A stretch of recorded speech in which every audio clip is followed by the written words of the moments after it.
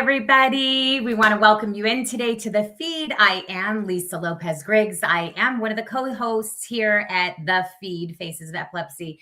And I'm so excited to bring on our new guest here today. Not new to our community, but new for the feed, obviously. We're just in our soft launch right now. So excited actually to be doing this 3 days a week now. We have an incredible producer. His name is Mike Hall.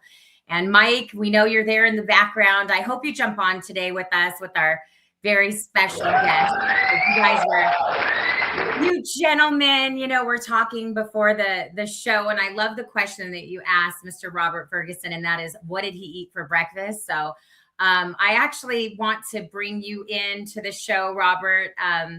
So excited to have you on today. We haven't been together for a minute on a show. So excited that we're able to do this. Well, good to see you, Lisa. Good to be here, and looking forward to having a fun and productive conversation.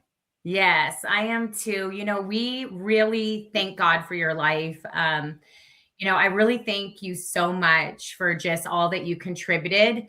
I'm sorry to get emotional over it. Last year in November, during Epilepsy Awareness Month, you gave so much of yourself every week to help us get these webinars out, education out about what people could do with regard to their diets, how to eat so that they could bring down their inflammation and become seizure free. And I myself feel like I wish that I would have met you before my son Judah passed away, because I believe that had I had met you sooner, there may have been a chance that my son would have, lived longer and would have been able to change the quality of his life based on the knowledge that you have. So thank you. Thank you so much. We appreciate you so much, just for the Faces of Epilepsy and all that you do for our community. So I want to get into it today. Obviously, your bio is as long as the Dead Sea Scrolls. And I mean, I could go on and on, but I think the best place to start is maybe you give us a little bit of your background, and then I'll fill in the gaps of things that you missed. Okay. Because there is one thing that sometimes I think you don't talk about. And I want to talk about that pro athlete part today, because I think fitness is a big part of epilepsy. And I think that we need to bring that into the conversation today. So maybe you could tell us a little bit about yourself. Okay. So the short clinical nutritionist, a guy who is in the space of helping people lose weight, which is what I'm mostly known for. But also get off medications when possible and improve overall health, which means improving all health. And I think one of the connections with our conversations is that I know that the base of all chronic disease is inflammation. And so knowing that, and being someone who also understands this thing called insulin resistance, which is affecting about 93% of the population, the adult population, then they go hand in hand. So that's a big part of my focus. But I've done a lot over the years. As you mentioned, I am a former pro athlete. I've been an athlete my whole life, martial artist my whole life, former U.S. Marine, written 6 books, quite a few manuals, I authored 2 evidence-based clinical trials, which proved or put me in a position where the efficacy of my methodology, or how I teach nutrition, is supported. So it's validated and verified. And I have coaches around the world. So what we do is reproducible. So it doesn't have to be me. It could be any coach. I've worked with a lot of celebrities, a lot of pro athletes. So I know what the headache is like to do that. Don't even look forward to doing that. Turn down way more over the years than I accept clients. And then I'm just in the space of making a difference. And I literally am doing that. Right? So, because you meet people, as you know, Lisa, they talk a lot, but not many people are really doing it. But they're great at talking about it. So I'm in the space of let's do it instead of talk about it. And there you go. So that's the summation of my background. Yeah, I love that so much, because I love your heart. It's not just how cerebral you are and how knowledgeable you are and how consistent you are in the space that you're in, because you've been in the space for over, I think it's 30 years now. So you've done so much that I know when people even come to me with different ideas about how things should be done, um, you have helped me to mitigate and navigate a lot of the false ways of doing nutrition. We've talked about intermittent fasting, we've talked about different omegas, we've talked about, this whole piece around insulin resistance, which is, that's a huge piece. And I think that Mhm. even plays into seizures. I was reading somewhere, Robert, where I think insulin resistance maybe even play a part into epilepsy. Just not, I know bipolar does, bipolar and the mental health piece is also a trigger for seizures. So, I was in the groups and I was typing in there, like, if you could ask a clinical nutritionist any question about epilepsy, what would that be? And I think most people want to know, is there a way that diet plays a part into mitigating these seizures? Can people actually have less seizures if they eat right? Is it possible? Well, you actually know the answer to that based on the last 6 months because your partner, Alyssa, um, Enrique, who I've met Mhm, through the work you're doing with epilepsy, mhm, both have shared with me that since they have done some of the recommendations as far as nutrition, that they have experienced less frequent seizures and the intensity of their seizures have been reduced. Now, to me, that speaks mhm, volumes, mhm. but that's to me, right? Like some people just aren't looking for improvement, or maybe I think you mentioned medical fatigue, or we just get Yeah, tired of the very much so. noise of Mhm, everybody saying, mhm, do this, do that, this is mhm, better, that's better, this supplement, that mhm, supplement. It's mhm, like that's the biggest challenge, I think, for like someone who has seizures. mhm. I mean, I really believe that I think that that is the biggest challenge because every person is going to have something different to say. And I believe that at the end of the day, there are certain truths that are truths, they're factual. Mhm, mhm, And I think if you can get there and you actually care, then it's worth going down a certain road. Otherwise, you're just guessing. And the voice yeah, is not, you know what I mean? Like everybody's just talking. They're mhm, just, it's crazy because I see it every day. I have people pitching me on stuff all the time, and I'm like going, mhm, let's look at this, right? mhm, I love the word discernment. Where's your discernment? But not everybody has the ability or the clarity to learn. mhm, mhm. So then they can't get it, even though you may get it. So anyway, I think that's the big challenge. So based on the question that you asked, there is a way that you could eat, even in the United States and Canada, because the food and the way it's grown and everything's Mhm, been so challenged. There is a way to eat and still feel like you're eating and having a good time with food, but yet eat in a way that makes it where you are less inflamed, mhm, um, and less likely to experience those charges that can throw a person into a seizure. mhm. Yeah, the inflammation seems to be the big driver. When I'm in the groups and I'm asking parents of epileptics what they believe, okay, which is basically what you're alluding to, um, people are confused by all the answers, Mm-hmm. Robert. There's a big long list of answers as to all these supplements that I'm going to name off right now. B12, B6, vitamin D, folic acid, calcium, zinc, selenium, black seed oil. someone said their neurologist told them to just give their child Flintstones vitamins. So how do you cut through all of this noise? How do you cut through all this noise as a parent with a child that has epilepsy? Now, I had a son, a teenager, and it was very difficult for me to get him to eat healthy.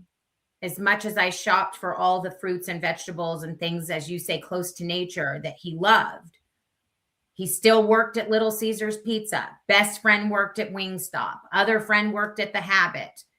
How do we, I mean, is there some kind of magic that helps us when these kids want to continue to eat the way that they're eating? And then how do we know what supplements to take as a parent or give to our child?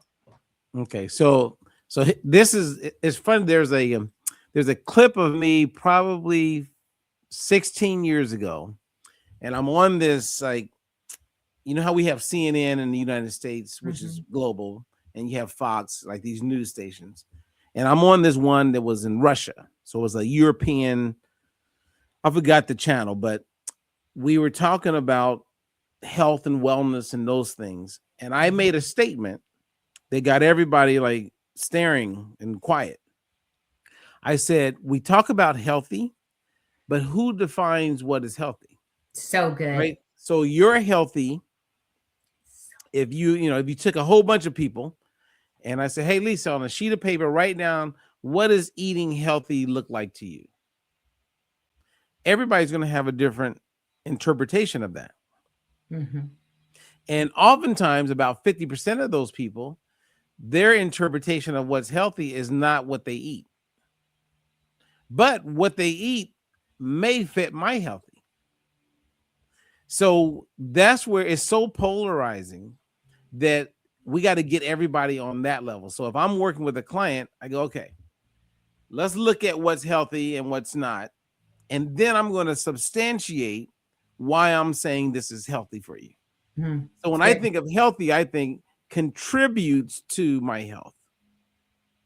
When I think of unhealthy, it takes away from my health. Now, you meet a lot of people. Is this the first time you're hearing someone say this? To a degree. No, I mean, I'm serious. Like, think about it. It's funny because yesterday I heard what defines, and it was more of a Christian topic that I was having with my mom. And it was like, what defines, surrender to God, or serving the Lord in those ways, like serving him the way we want to, or the way. So it's interesting. I would imagine that it has to. So no, I'm just going to go with no, I haven't. Not in this circle. Not in health. No. Right. So if you took everybody and we said, okay, let's all get into a room and let's get all of your favorite experts, and each expert you got 2 minutes to define how, like, explain how you, like, what you believe is healthy. What does that look like?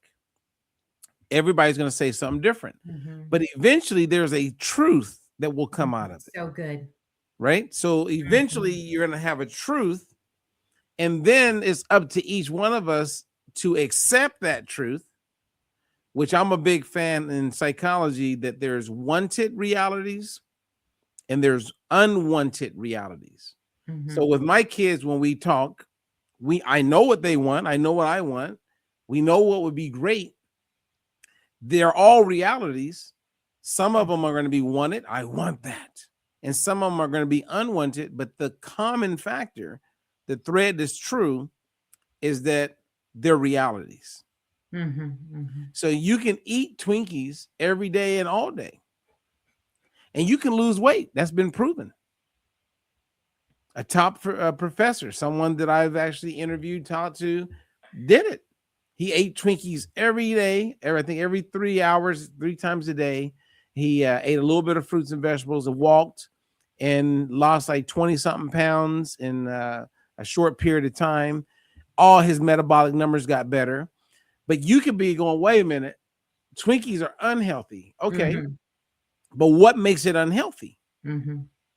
Because There's a guy, and you guys can go on CNN, everybody's, or go to YouTube and type in Twinkie diet. And I'm not telling you to do this, but his goal was to make a point that at the end of the day, for him, having a PhD in dietetics was to demonstrate to everybody that it's about how much you're consuming, not always necessarily what you're consuming. That's good.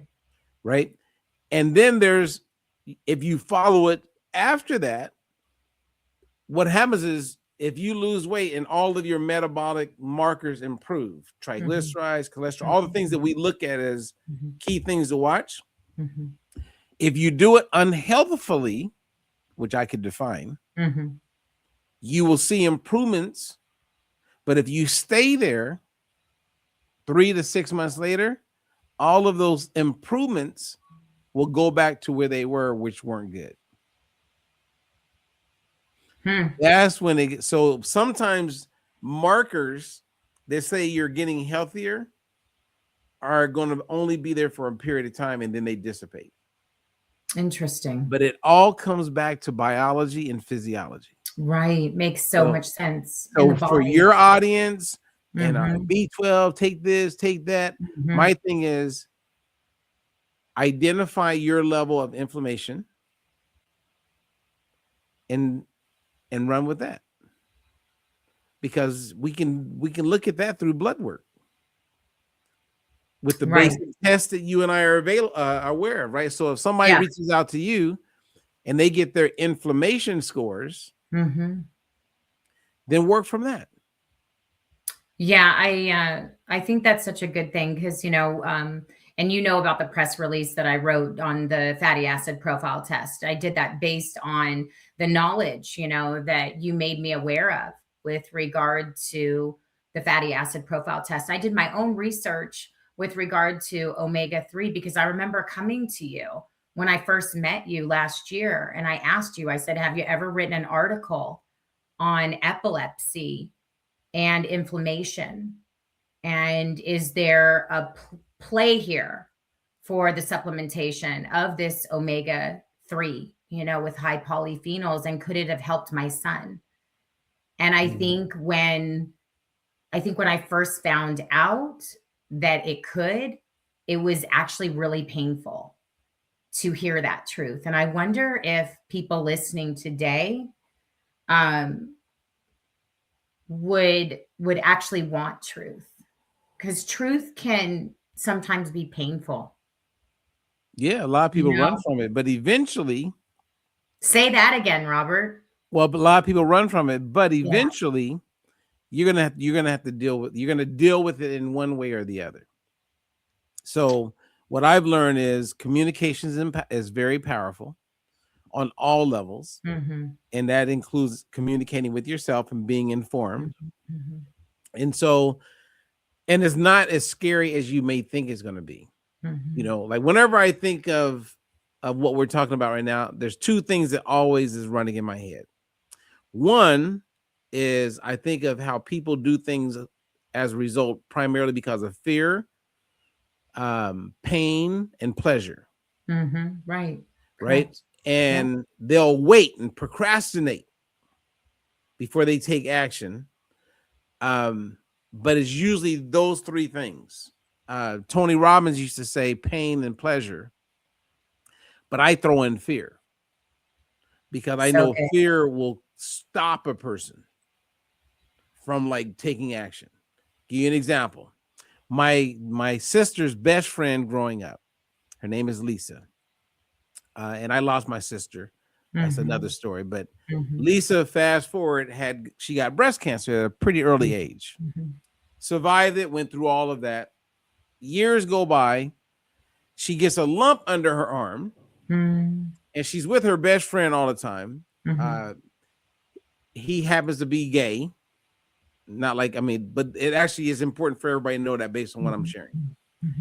And they're together all the time. That's her buddy. They are one and two. They're together. So she gets this pain under her arm. And in her mind, she's like, I do not want to go through cancer. I don't want to do that again. So she does nothing. right? She does nothing. And then it started to get worse. Yeah. And then it got to the point where a lump Mhm. came, and then the lump got bigger and bigger, and she couldn't Mhm. even put her arm all the way down. And one night she's with her buddy, her best friend. The pain was so bad, he goes, "We need to go to the hospital." Mhm. Now, all that time, she had a fear that it was a cancer. She believed it was. It Mhm. scared her. She didn't want to. She didn't want to face that again. Mhm. So finally, the pain caught up with the fear, and they went to the hospital. Mhm. They get to the hospital. They tell her, "There's nothing we can do. It has spread the cancer all over your body." And she Mhm. leaves, goes home, and she dies that night. Oh no. She goes to sleep and never wakes up again. And she didn't wake up. He dies that night. He has an aneurysm. So they Wow. found both of them unalive the next day. Wow. Oh, true story. And I go, there's so many lessons That's in that. And crazy. these are people who are like, they were in their either late 30s, maybe early 40s. Gone. So you got stress that played a role in that. You had Right. anxiety that played a Yeah. role in Yeah. that. You got, Certainly with the you know, aneurysm. Well, hers too, I guess, right? Because she didn't want to face, and the I don't know why she died that night. But she had cancer. It was all over her body. She wasn't Mhm. gonna, she was in pain, went to sleep and Wow. didn't wake up. And there And was then really he not died. much more they could do for her. There was nothing they could do for her. They literally, if there was something they can do, usually they'll say, "Hey, look, we got to get you admitted right now." There Right. was nothing. So, and I've heard other people tell stories like that where they Yeah. just say, "There's nothing we can do," and you just leave and go home. She wasn't in so much pain, right, that they could, "All right, well, we can give you morphine or we could do this and Mhm. keep you here." But many of us are living on that. We're all impacted by that. And I see the same thing with people who have epilepsy. 100%. I was gonna say the gentleman that died of the aneurysm, that is very common with people that have epilepsy that die of SUDEP. It's just called SUDEP because there's no Mm. other way to explain why they died other than they just passed away, in their sleep from SUDEP. But Um, here's the part that makes me think about with those people and everybody with epilepsy is, what are you doing to potentially improve your situation? Amen to that because And epilepsy in medicine is very reactive. right, and You know, if somebody I'm has a believing. seizure, they go to the hospital and then they do whatever their neurologists tell them to do. So people listen up, all ears, including me. Let's go, Robert. Well, I mean, I've met many people with epilepsy Mhm. over the years, and even more since meeting you. And I watched them become informed, and maybe you could help them and help me Mhm. understand Mhm. this, and do nothing. Like I could say, "Hey, buy this, and this is why," Mhm. and they'll go, "Well, let me think of like," and I get that part Mhm. because, like you said earlier, everybody's saying do something different. 100%. So Like, Robert gotta is cut just, through the noise, am right? I just here to, is it just somebody trying to sell you something? So where does a parent go? Where does a person who is Mhm. living with epilepsy, like, who do you believe? And that's why I said, if you look for the truth, and then you got certain people from an intellectual standpoint, some people can learn faster than others. Mhm. Mhm. Many people will just put it off, even if it does make sense. Not me. And then they're not here anymore. So where would I go? Well, one, I would definitely, if it was me, if I had epilepsy, I would definitely have a conversation with me. because because I'm gonna show them, they don't gotta buy anything from me. Definitely. But you know what I mean? I'm gonna say, "Hey, this makes sense." Yes, definitely. And then I would just go from there. I really want to encourage our audience right now, Robert, and Mike, if you can please put Robert's links, on a ticker on the bottom, but meetrobertferguson.com. You can go there, you can jump on his calendar. He does free 30-minute consultations. Just want to encourage everybody that's a part of the epilepsy community, Faces of Epilepsy, the F.E.E.D. If you're getting this information, please jump on there, meetrobertferguson.com. And then you can get right on his calendar. I mean, this gentleman has all the knowledge that you need, and he certainly has the right heart to help you to kind of cut through all of this noise. Let's talk about omegas, because last year, it just so happened that I was at Haley's house, which is my son Judah's girlfriend, who also has epilepsy, who was also on Depakote. She was on 1,500 milligrams of Depakote. He was on 3,000.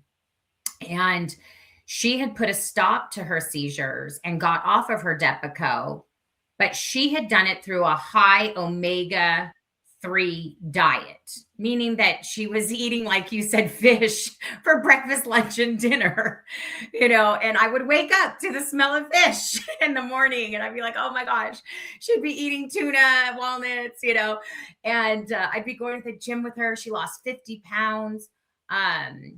And then it was just at the same time that you were also telling me about this balance oil. And then I was being confronted with this truth because I had already lost Judah to epilepsy. And I was doing my own research and seeing, oh, wow, there is really something here with a high omega-3 diet. Now, there are also a lot of people that talk about keto diet. And I know that you have, obviously Diet-Free Life is your brand, which is your whole methodology that actually works and has been clinically proven, and it's all science-based. So what do you think about the keto and the omega-3 and all of that? Like, if there's one supplement that everybody should be taking, I believe it's the balance oil. And I'm don't make any money from the company. I just know about the product through you, and I take the product myself. But had I had known about it, I would have definitely had my son on it. Why do you think it's so important for epileptics to be on an omega-3 like balance oil? Okay, so that was there's 3 or 4 questions in that. Yes, I know you're Right. capable to do it. No, I mean, I of course I'm capable. I'm just letting you know. That was a lot to unpack. Well, I mean, and there's probably something that I may miss. But number one, I would go to the keto diet. Like, I don't have a problem with keto, carnivore, whatever diet that people want to go with. My question is always, what are you not getting? So it's not what you're doing, it's what you're not doing, what ends up becoming the problem. Mm-hmm. Right? Like, what's the gentleman Peterson? He's a pretty popular psychologist. Jordan Peterson? Yeah, Jordan Peterson. Mm-hmm. So his daughter got on nothing but protein, kind of like a keto omnivore type thing, right? Mm-hmm. For years. She's been on 6-7 years. She said all these things cleared up. And most recently, she's back to eating carbs. He went on and on about not eating carbs, and it was working for him. And you look at a lot of these people that are influencers, and they do it for a long time, and a lot of people jump on board, or they feel like, I'm going to do it because they did it. Mm-hmm. That's influence traps. Because you're doing it because of an influencer, there's no science really behind it at all. Mm-hmm. Now, I know some really good gastroenterologists. Do you know any gastroenterologists, Lisa? I know one. Okay. Are you Her close? name's Dr. Becky. Are you close with her? Yes, pretty close with her, actually. I have not close met enough one. to get her on the phone. I could get her on the phone with you. Okay, well, my point is, I've never met a gastroenterologist who says to avoid fruits and vegetables. They look at the colon. I mean, okay, this is what I call just people. So, because they'll say, well, my doctor does carnivore, my doctor recommends keto. Okay. there's doctors, there's Mhm. family, there's cardiologists, like there's different specialties. If the doctor is a gastroenterologist and they look at the colon every day, all week, they went to school for it, that's what they do. Why are they not doing carnivore and keto? Because they know the importance of dietary fiber. They Exactly. know the importance of it. Now, your other physicians, Mhm. they're not special. That's not their specialty. Mhm. So my whole thing is like, all people got to do is just take a moment and think.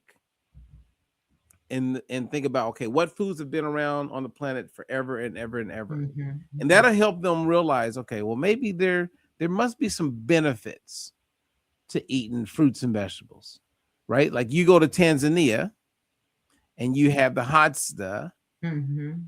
and they have like one of the healthiest guts being studied in the world today. They don't die from type 2 diabetes and It's so high blood amazing. pressure, Mhm. Mhm. and they eat tubers and Mhm. fruits, and they destroy honey. They eat it all day, every day. You know how many dietitians and nutritionists have said that, cut down on the honey because So high in crazy. sugar. It's like, people, let's just use some, like, and it's really mind-blowing to me how smart people are in their professions, but how woefully ignorant they are when it comes to nutrition. Love your new word. Yeah, it's a real one. Woefully ignorant. Yeah, Woefully ignorant. Love it. and there's still obstinate. You still got the obstinate people, right? Yes, and obstinate. Yes, that's So, scriptural. but when it comes to keto, right, or you look at autism with kids who go on the keto, you're Right. bringing down inflammation. Mhm. Mhm. And so then you don't have that same electrical kick that can throw a person into having a seizure. Mhm. So I see it. It makes sense. But at the same time, we don't get an adequate amount of omega 3s, and our bodies are fighting and blocking a lot of the omega 3s we do get from getting to the cells. And that's a enzyme system that is in our body, how we're wired, and it's because of how the food is Mhm. that even when you're eating fish, sometimes if you're eating a lot of other things that messes with that breakdown, then you'll still be out of balance. So we know through many, many, many, many, many, many studies that people are Mhm. living with the insufficiency, not necessarily a deficiency, but an insufficiency of omega 3s. And balanced oil just happens to have a really good omega 3 because it has what is accompanied by these things called polyphenols. Mhm. And polyphenols are very protective in keeping the omega 3s um, in a structure where it can get to the cell membrane where we need it. And right now, there's no other. I have not seen any other product, and I've looked at 22 different products that people Mhm. took, Mhm. and when we tested them, they didn't do what balanced oil does. So for me, it fills a nutrition gap that Mhm. 99% of the population has, and 98% of the 99 have no clue that they're living with insufficiencies.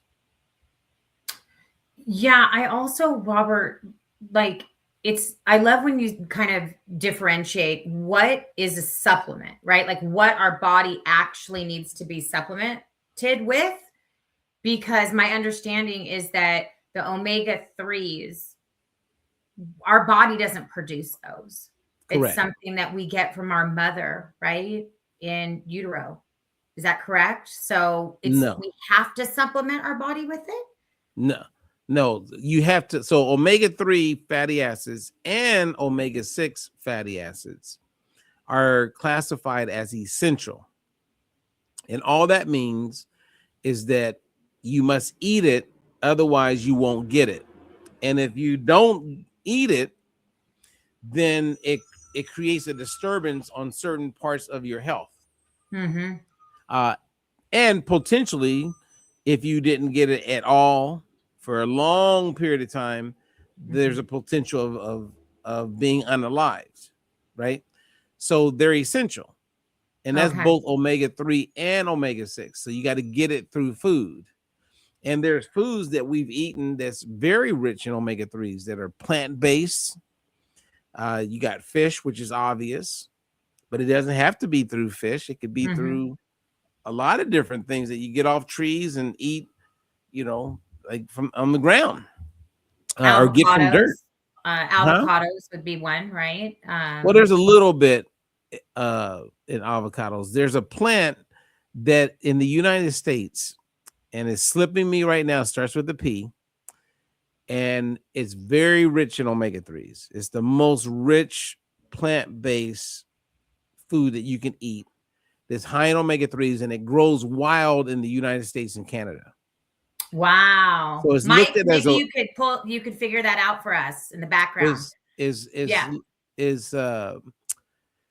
you see it in cracks. Like if I go outside right now and walk down the street, and you know how you have the sidewalk, and you look at the little cracks, it grows there. Let me see. So as I talk about it, Okay, I think he's pulled it up here. Is it flat? It's pea, walnuts, hemp seeds. Nothing with a P though. See, flax seeds, chia seeds, hemp seeds. No, I mean, okay, there's a little conspiracy where I'm going with this, right? So look up, it's is it called purslane? Yes. Okay. Purslane, a leafy green with surprisingly high ALA content. There you go. There it is. Purslane. Yeah. Purslane is when you look, like if he pulls up a picture of it, you see it. It's considered a weed in the United States. So they actually, big companies like Bayer that bought Monsanto, they actually look at it as like it's horrible. But if you go to Mexico, or if you go to like Greece, they put it in like all their foods. Like when they're doing a stir fry. Oh, wow. It's in like a lot of the food. And it's been, I mean, we're talking thousands of years. Like India, they eat this, right? And look up, see if you can look up purslane as far as in cracks, like looked at as a weed. So we actually there it is right there. There's the image right there, Robert. Yeah, we have weed. There you go. We have weed killers. Like these companies make weed kill, and they kill that. What? Yeah. And that was, we were eating that. That was just in everything.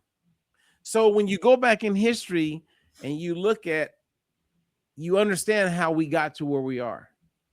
So something like this that is actually healthy for you, that is helping with brain health, reducing inflammation, all of those things, we have demonized it in this country. Gosh, wow. And so people go, well, why is it that so many people, like in 1960, nobody was out of balance with their inflammation scores? But today, like 99%. Well, we don't eat that anymore. We don't eat fish the way we used to. The way the animals are fed is different. Like so many things put us in a place where we have these problems. So it is what it is. I know how we got here. And in my book, I'm actually sharing with all of this. It's like, in order to move forward, I'm a big believer that it helps to know from whence we've come. So good. And then I also am a big believer in what you hear many people say. If you don't know your history, it's likely to repeat itself. So we're living in a place right now where more people we're the most inflamed. We have every year it gets worse. Obesity's out of control. And then you got propaganda and people lying. Like Oprah says that obesity causes obesity. I'm like, what? What? And there's an obesity gene. Like what she's been saying is crazy. And then they're pushing these GLP-1 drugs, which was interesting. Not to like confuse anybody, but this is getting into nutrition part. Yeah, it's good. When you're on a GLP-1 drug, one of the things that they're not telling anybody is that being on a GLP-1 drug, you lose weight because you're malnourished. That's the fact. Wow. Right? You're not eating. Yeah. Okay. So you're not eating. So of course you lose weight. It's not like it's a drug that causes your body to burn more fat. It's not like a thermogenic. And no one's even talking about that part. Like if you, I mean, like most people who lose weight on the GLP-1 drug don't even know that they're losing weight because they're not eating. It's not like it's creating anything. And then if you use discernment and you go, okay, so Robert, if you're a nutritionist, I have a question for you. I go, yeah, what's the question? Well, when I eat a regular meal, how long does it take for that meal when I eat it to actually digest and get absorbed? And I would go about 2 to 4 hours.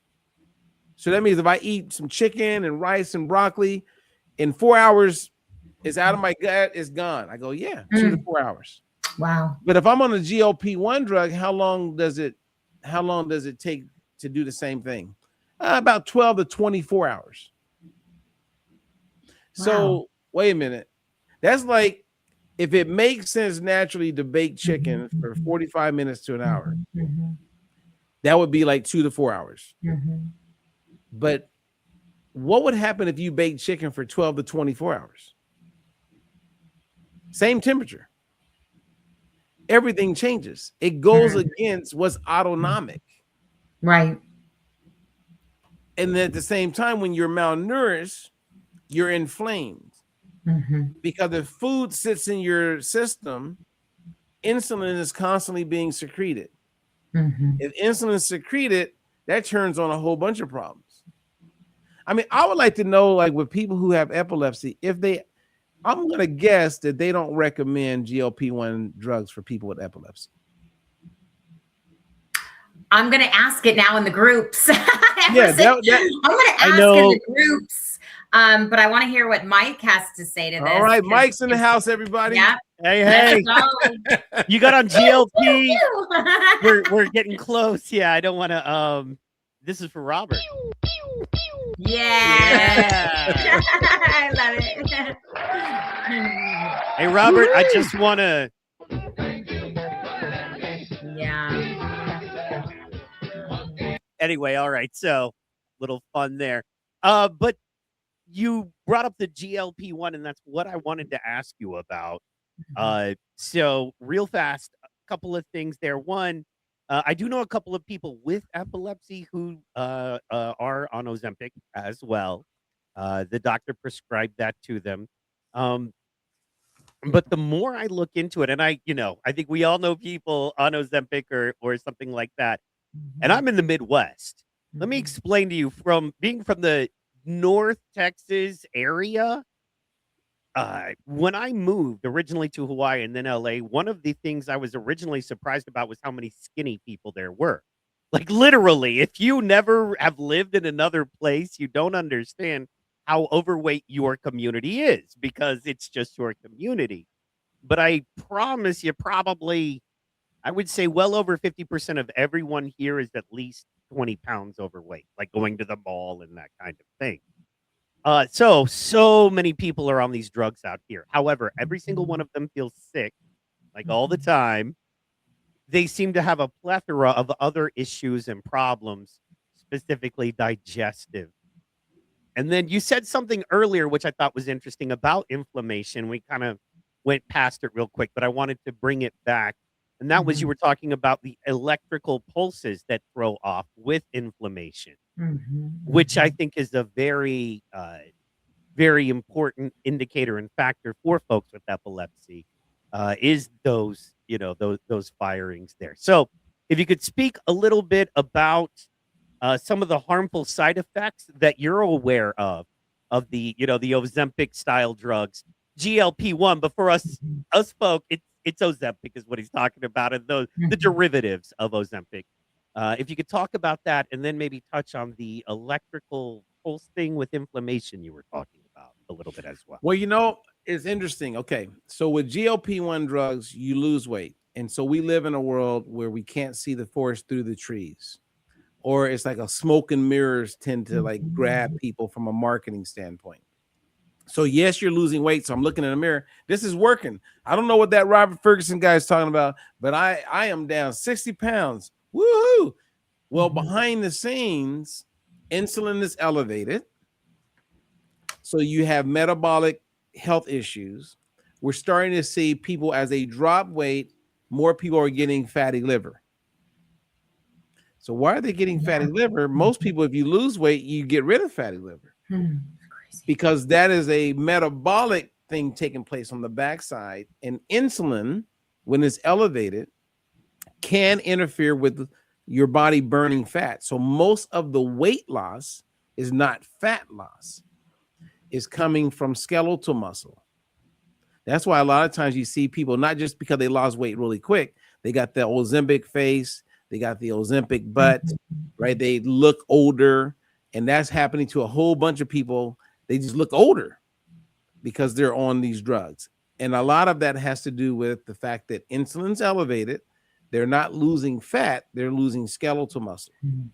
Okay, so that's number one. Number two, when it gets to the point where when we're stimulating or increasing the likelihood of those electrical like impulses that result in a seizure, think about, I bet most of the women, when they have their cycle and they're epileptic, is probably when they have most of their seizures, because a lot of the shifts that are taking place in the body, and insulin goes up. Wherever insulin's living, you have inflammation. So inflammation and insulin is like a two-sided coin. Inflammation drives insulin, and then insulin supports inflammation, because insulin is an anabolic hormone, meaning it causes growth. Insulin is responsible for how energy is utilized in the cells. Most people think of insulin because of diabetics getting sugar out of the blood, but it's responsible for how energy is used in the cell. And what's unique about insulin is that every cell in your body, brain cells, liver cells, muscle cells, bone cells, you name it, has a receptor for insulin. So insulin affects everything. And when it's elevated, that's not a good thing. So you want to eat in a way where insulin is down, and if insulin is down, inflammation's down, then you're going to see people have less seizures, and I bet you the intensity of those seizures goes down.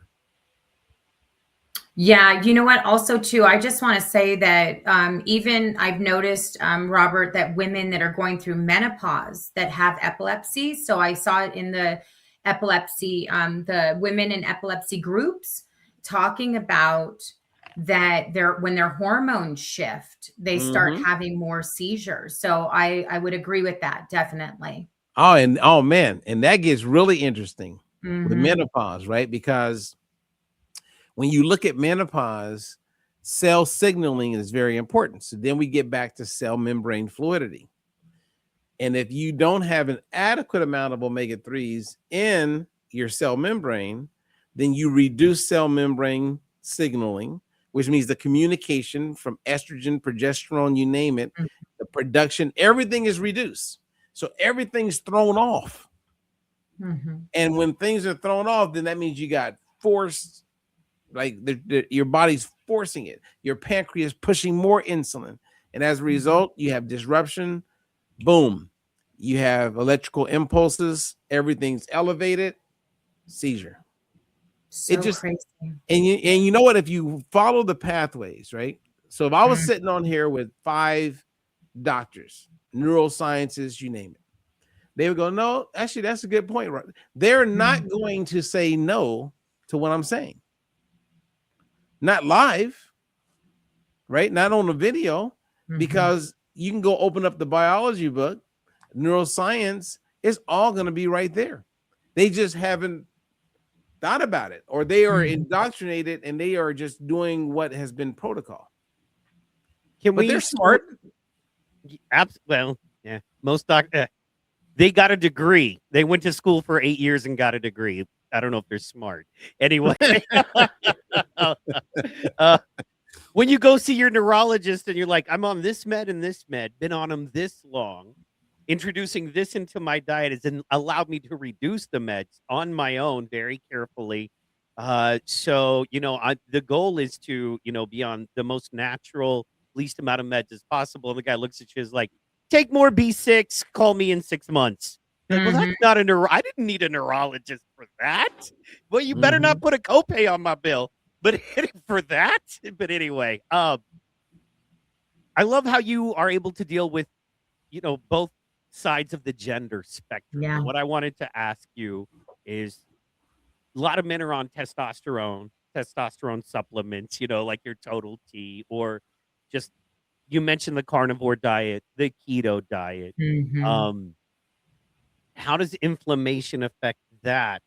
And what changes or supplements do we need to make in our daily diet if you are on a testosterone? I'm not, but I know people that are, or you're a guy who's trying to do the high Mhm. testosterone diets, the Mhm. things that you're basically sold, right?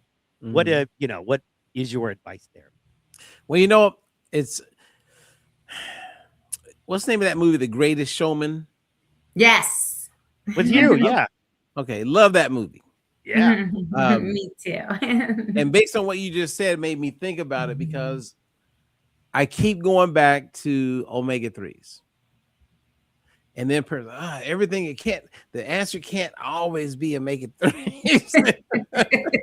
And the reality is, when you like I had a lady who was having a challenge with absorbing iron. So the first thing they did was they tried putting on some supplements. Young kids, like 15 years Mhm. old girl, Mhm. couldn't go to school, always tired. And you Mhm. can test, right? So her iron levels are low. So it's not like we're guessing. Yeah. And then they were like, let's do an infusion. Mhm. And then she did another infusion a few months later. So whenever she gets back to that place where she's not getting enough iron and she's tired and she's lethargic, now Mhm. they just do an infusion. So then I met them and I got them to do a test. We found out she was out of balance. We could see that she wasn't getting enough omega 3s. We put her on balance oil. She's now balanced. No more infusions. So then the question is like, wait a minute. How is like a lack of iron tied into omega 3s? Well, if you go look it up, you'll see that you increase iron absorption by 30% when you're not insufficient with omega 3s. So her problem was never iron. Mhm. It was not getting enough omega 3s. And so my clients, I have 33 now that no longer have dry eye. Their problem wasn't not wearing shades outside. Mhm. They Mhm. didn't have enough omega 3. So you start to see it in a lot of areas. And I would say the same thing when it comes to menopausal symptoms Mhm. and when it comes to guys with testosterone Definitely. issues. Mhm. But you can force the body to respond, right? You can force it Mhm. to do things if you overload it. And that's what happens with insulin, right? At first, insulin, which is primarily known for getting sugar out of the blood and into the cells. Well, once the cells start to become resistant, your pancreas has to push out more insulin. Mhm. And the cells start to get more resistant, and then it Mhm. has to push out more. So if it has to keep pushing out Mhm. more, now you have elevated insulin floating around the body. You're insulin Interesting. resistant. Yeah. Well, what does insulin resistance trigger? It plays a huge role to you having high blood pressure. Mhm. So before you had high blood pressure, you were likely to have insulin resistance. Mhm. Before you had PCOS, which is insulin resistance of the ovaries, you Mhm. had insulin resistance. But what do they do with someone with PCOS? Is they put them on metformin, and they say this is going to help because metformin helps to bring down the sugar in the body. Well, Mhm. but you never really address the insulin part. So if they had addressed the insulin part, they would never have needed metformin, and they wouldn't have PCOS. You see what I mean? Like it's, Mhm. and then what happens if you follow the pathways? Because trust me, I'm as smart as the average person who has decent intelligence. I just happen to, in my career, get to a place where I understand pathways. And so I'm always looking at, well, let's follow the pathway. Well, every Mhm. doctor knows that, but they don't make time to do that. You know what I mean? Like they're not doing that. Yeah. Yeah. They don't have time. Mhm. I mean, they got a patient go, patient go, patient go. I'm tired. Let Mhm. me have a drink, go home. Hey, kids, woo, let's do this again tomorrow. They don't Mhm. have the time Mhm. that I have to write articles, to look at pathways, to call other Mhm. experts, to challenge myself. Anyway, that was a long. I hope I answered it, Mike, somewhere in there. I think Absolutely. you did, because I think there's something there with the pathways, Mike. Like, I know that Robert really studies these pathways. And I think that even when epileptics are on medications, I'm sure that plays a part in these pathways. And I know, Mike, when we did the shows, that week on medical burnout, and I just feel like people are just medically burnt out by their Mhm. neurologists. They really are. They're medically burnt out and they are looking for other solutions. So I would imagine that medications even play a part, Robert, in if people are on Depakote or Keppra, or does that play a part in their diet, like how these supplements are received, I Mhm. guess? Like, could Yeah. that deplete their bodies of the nutrients and minerals and things they need? Well, if you just ask yourself, like I was talking to my daughter the other day, because she discovered ibuprofen that for certain things, because she gets headaches here and there, right? And I'll just take some ibuprofen. I said, let's look and see how ibuprofen works. Like, what do you mean, Daddy? Because most people are detached. Like, it's like Tylenol, Mhm. acetaminophen, right? How does it work? Like, what makes it where I take it? Ooh, I feel so much better. And you literally get into like the omega pathways, right? Kind of like your friend with the endocannabinoids when you start looking Right. at, right? It's all in the Mhm. same pathways. You're That's right. basically, Mike likes this conversation. yeah, well, you're basically blocking and numbing certain things, and you didn't fix anything. This is really high level, everybody, right now. We're going Okay, high, but I'm just high saying, you level what with happens these is neural yeah, pathways. you turn things off. Mhm. My point being, start asking yourself if you have that capacity. Like, why does this work? And I think Mhm. if you do that, like I was going to do that with Alyssa, it's like, let's look at each one of your drugs, not so much the side effects, but let's actually see what makes it work. Let's follow the pathway because it's all there. And now with Gemini and Chat GPT, it's Mhm. so you could type it in and go, I'm taking this med. What is the pathway? If you use the right words and you understand the basics, Mhm. and then you say, can you make this sixth grade reading level? Can you walk me through it step by step? What's the first thing I need to know about this drug? Not the side effects, but what makes it work. Once you start doing that, you start going, oh, and you will wake up and be like, okay, I'm now fully informed. So good. Mike, I don't know what else to say, because that knowledge right there, Robert, to me, it puts the power back into the hands of the consumer. It shows how much you have a heart to not be a gatekeeper, but to be a guardian of people's dreams and a guardian of their health. And it's just so beautiful. Mike, what do you think of that? Because I really think this whole neuro pathways and these pathways are something to it with regard to the medication, and then of course the omega-3 and the balance oil. And Robert, I just love that people are going to be able to get in touch with you, and I'm just so grateful that we can do these educational webinars over and over and over again, especially with epilepsy, International Epilepsy Day coming up on Monday. Robert, we just hope we can do this more and more and more with you. I really want to, I Mike, love it. push Well, him out more. I'm loving what he has on the screen right now. I'm like, I this. I wanted to make sure that we had it in writing on the screen. You're not making anything up. You're not saying this is an opinion. You're not saying, hey, there's no studies on this, but we really believe it. No, no. Omega-3 fatty acids, particular EPA and DHA, found in fish oil, have been shown to reduce seizure frequency in individuals with epilepsy, especially those with drug-resistant forms. Nice. So it's been shown. The studies and the science backed up everything we've said today legitimately, to the point of giving us specifics on different kinds of epilepsy. And I really wanted to make sure that everything we said today, everyone can see is 100% backed up by legit tested Mhm. science. So very important and valuable there. I wanted to make sure we got that in. Yep. No, that's nice. And there's a lot of studies. And here's the thing that I would, to summarize my point on balance oil, you can test it because not all omega-3s are equal in quality. Mhm. So Yes. when you can Yes. test it, and that's the game changer. Because I meet people, and Lisa's been on some calls even recently. People say, "Oh, we have an omega-3." I go, "You are not hearing what I'm saying." Mhm. I get that you have an omega-3, Mhm. but how do you know it works?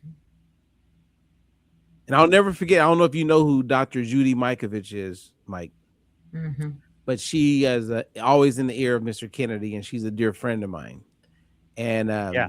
I was sitting with her, and we were going through some pathways for autism, and we were looking at glutathione and all these different things.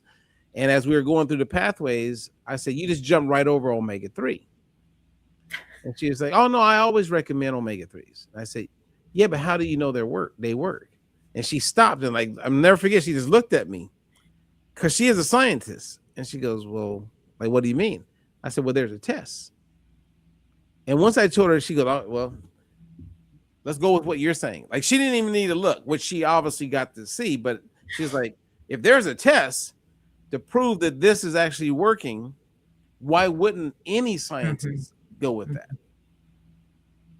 But when you're talking to the average person who's conflicted or compromised because they're making money selling their omega-3, they don't care about a test. They just want to make their money. So that means they don't care about you, right? So you gotta and that's why I'm pulled into balance oil, because remove the test, what would I be talking about? I would just say, "Hey, everybody, go get an omega-3," which I've done for years. Mhm. You Mhm. take away the test, man, I have nothing to say about balance oil. Mhm. But because of the test, it's not my opinion, it's not you guys' opinion. Let's just look at the results. You can't keep that a Amen to secret. that. Everyone watching this, get tested. Come to me if you don't go to Lisa. Lisa can point Yeah. you to Alyssa, and they can help you out as well. Yeah. Yeah. Cheers. Coaches under you. Yeah. I definitely think that everybody should get tested for sure, Mike. That is one of the big things that every epileptic should definitely take a fatty acid profile test because they should Mhm. know their inflammatory markers. And it's not something that's recommended by neurologists. You would have to know this information. You would have to hear this information from Robert or someone that came across Robert's path that was able to tell him. This is not something that your neurologist is going to tell you. Mm-mm. They're not going to recommend it. And they are not going to recommend an omega-3. No neurologist I ever was at, and no neurologist that I've ever known about through other epileptics has ever said that. Not on Reek, not Alyssa. I don't know if yours has. I've talked to other epileptics, and no, it's never been recommended. Never. Absolutely. All right, guys, as we say our goodbyes, I'm going to hop off. I just want to remind everybody tonight, 9 p.m. in the Faces of Epilepsy group, we go live. That's 9 p.m. Central. I apologize. That's 9 p.m. Central, 7 Pacific or California time, as we like to say, 10 p.m. East Coast. But we Is it literally 5? Wait, we're all messed up on our times. Yeah, no, I'm talking about tonight is 9 p.m. my time when we go live in the 9 your group, time, so it is 7. Okay. 7 Pacific. your time, Yep. 10 p.m. for my New York and East Coast There we friends. go. Now, Okay. Mike, where are you in the Midwest? I'm in Oklahoma. Oh, I love Oklahoma. Yeah, man, I'm a Sooner. My wife is currently in the PhD program for reading. Not like she's a good reader already. I'm saying for children, to teach children to read. But she's in the PhD program there, a teacher, and I do this and do a lot of community work. Yeah, man, we love our community. Born and raised here, was in Hawaii, was in LA, and You know how and Dallas, and you know how God sometimes brings you right back to. And I'm in the college town. We're big Sooner fans here. Okay, nice. Now, have you ever eaten a fish called crappie? Oh yeah, crappie. Yeah, Yeah, you you go can get get. crappie. That's easy. You can get like 10, 20 when they're running. Yeah, and it's a river fish, right? Yeah, So or a and you and stream fish. Yeah, you catch yes. them in the stream. Sorry. So in Indiana, we have crappie, and I'm Yeah. telling you, Lisa, this is my favorite fish to eat. But you can't buy it in the store. You have to go fish it. Like it's the law, Yeah. right? So Wow. it's kind of it's Indiana. And I go, man. I go on Facebook. Is there anybody going fishing this week? I will buy as much crappie as you can find. Now, Oh. here's something for you to know, Mike. Crappie is so good, and it's, oh man, it's so good. Crappie is very rich in omega-3s. Which is good because a lot of people don't know that freshwater fish is a different animal than saltwater fish. Yes. Or is the nutrition what they provide? Yes. Mm. And it can be harder to find heavy omega-3s in freshwater fish Mm. versus saltwater fish. That's Yeah. I didn't yes, absolutely, man. Oh man, I could eat 20, 30 crappies. Like I just sit and just with hot sauce, man. Woo! Yeah. I love it. Well, I'm a Louisiana Red and then a Cholula man. Those are my two kind of go-to hot sauces, by the way. So Oh yeah, I was Louisiana. I was red hot, but I'm a Cholula now, 100%. yeah, Cholula. Yeah, I love that. And then side note, I something you mentioned about honey, since we're just talking about fun foods here. I make sure every morning I have a tablespoon of honey. One, because I found it's Mm. very good for your blood sugar levels. And in the morning, it helps. And it helps with cravings, like with sugar, that kind of thing. And two, I recommend everybody do it because it's better than it's better than anything you could purchase, a 5-hour energy. Just take a level tablespoon of honey and eat that in the morning, raw honey, and you will be like, bing. Well, It's to wonderful. make sure I get my honey every day, which I'm in full agreement with you. I have raw honey. I do a tablespoon in my coffee. Yeah, well, me too. Well, I put it in my coffee. I was just saying, but yeah. Okay, yeah. Every And it's a morning, man. meditation. Yeah, and it's a meditation and a prayer, I say, as I put it in versus sugar or anything. Because honey is gold, honey is royalty, honey is ancient. They speak about it in the Bible and even the Mhm. Bible text. And so I put it in and I thank God for the blessings and the gold in my life. You know what I mean? And wealthy is an idea, wealthy is an understanding, wealthy is an acceptance of what God has for you. So no matter where I'm at in this world, maybe, or no matter what the bank account says, I put that tablespoon of honey in my coffee, and I thank God for the delicious and the gold and the blessings as I get that engine going with my black fuel coffee. So, yes, sir. I'm with you. Well, Yeah, thank man. you, man. This was fun. Thank you both for letting me come on the platform, and I'm here anytime. Just let me know. Love it. I love it so much. It was so amazing, Robert, to just reconnect with you. Just have a show with you again. And oh my gosh, thank you so very much. I hope you come back. I hope that Just let we me do know this when. more often. And Mike, what do you think about that? I think we should have you on more. And I think you should be working with Mike as well. No, I like Mike. Mike is good. He's a pro. Yeah, and I think actually Mike has, I know that you love comedy, and he's a comedian of sorts. He's open for Chappelle and who Oh else, wow. Mike? Yeah, Chappelle, Cat Williams, Steve-O from Jackass, Brad Williams, a little midget, and then a bunch of lesser names, but are legends like your Jim Florentines and Sam Tripoli's that, all done tons of work, albums, Comedy Central specials, just worked with them. And I had my own TV show at one time. This was about 20 years ago, but it was Nice. called Man versus Bar. I would not do it today. In fact, I'm sober today. But back when it was kind of a hit thing on G4 TV, me and a buddy went to bars, just different bars, and drank and did the chug competitions and met the patrons and owners and stuff. So Nice. yeah, absolutely. But regardless of that, retired now, we produce and we're about health and we're about doing good things for folks. Yeah. But I want to thank you so much. And yeah, Mhm. if it would be okay, I think we do a Monday, Wednesday, and a Friday show.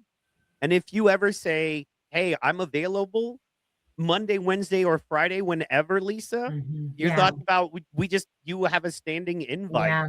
any one of Yeah, those days we'd love you're to have you available. on, Robert. Yeah. Anytime you say you want to come on. I just think that you have so much value to add into Yes. the world. And I've said that to you from the moment I met you, And that brother, I just want to put you and get you in front of as many people that are seeking truth, that Well, thank you. want truth around their own health and want to advocate for themselves with regard to their health, that we would be able to put you in front of as many people as we can, certainly in the epilepsy community. and we need more men.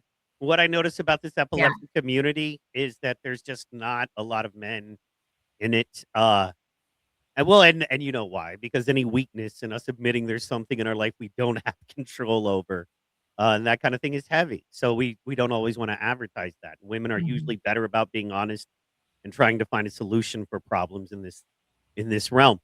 So having you here to help us, and Mhm. you're a guy's guy, and being able to talk to you and being able to have you represent is, I think, huge for men who have Mhm. epilepsy. I don't know. I know you know Enrique a little bit. He's a good buddy. We do a sports Mhm. podcast where we talk about sports stuff now too. And Enrique is an absolute warrior for the cause. And Mhm. I'm trying to recruit all the guys I can, and so thank you. And we absolutely need your voice in this space. All right. Well, keep me posted. Yes, for sure. So thank you so much, Robert, for being with us today. We love you. We pray all God's blessings upon you, and good luck with your book that's coming out in November. We're November. excited, and we hope to be able to help you with getting that out in front of people as well. So thank you so much, sir. All right. Thank you. Okay. Have a God good bless. one. Bye, Bye-bye. everybody. Thanks for joining us. Signing off.